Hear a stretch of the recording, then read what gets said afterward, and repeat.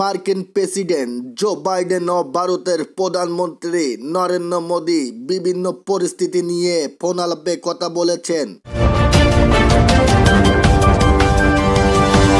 দুই রাষ্ট্রপ্রধানের এই ফোনালাপে বাংলাদেশ প্রসঙ্গ নিয়ে আলোচনা হয়েছে বলে জানিয়েছে ভারতের পররাষ্ট্র দপ্তর। বাংলাদেশে আইন শৃঙ্খলা পরিস্থিতির উন্নতি এবং সংখ্যালঘু বিশেষ করে হিন্দুদের সুরক্ষা ও নিরাপত্তা নিশ্চিত করার প্রয়োজনীয়তার ওপর জোর দেন তারা। সোমবার ভারতের পররাষ্ট্র দপ্তরের এক বিবৃতিতে বলা হয়েছে, দুই নেতার মধ্যে বেশ কিছু আঞ্চলিক ও বৈশ্বিক ইস্যুতে বিস্তারিত মত বিনিময় হয়েছে।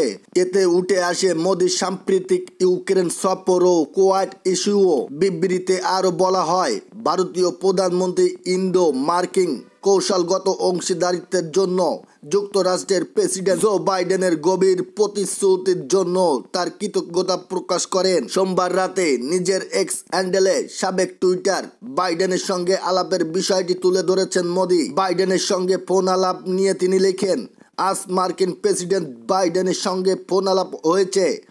এ সময় ইউক্রেন পরিস্থিতি সহ আঞ্চলিক ও বৈশ্বিক নানা বিষয়ে আমরা বিশদে মত বিনিময় করেছি। বাংলাদেশ পরিস্থিতি নিয়েও আমরা আলোচনা করেছি এবং দেশটিতে দ্রুত স্বাভাবিক অবস্থা ফিরিয়ে আনার জন্য প্রয়োজনীয়তার উপর জোর দিয়েছি। পাশাপাশি বাংলাদেশের সংখ্যালঘু বিশেষ করে হিন্দুদের নিরাপত্তা নিয়ে নিশ্চিত করার জন্য বিষয়ে আমরা আলোচনা করেছি।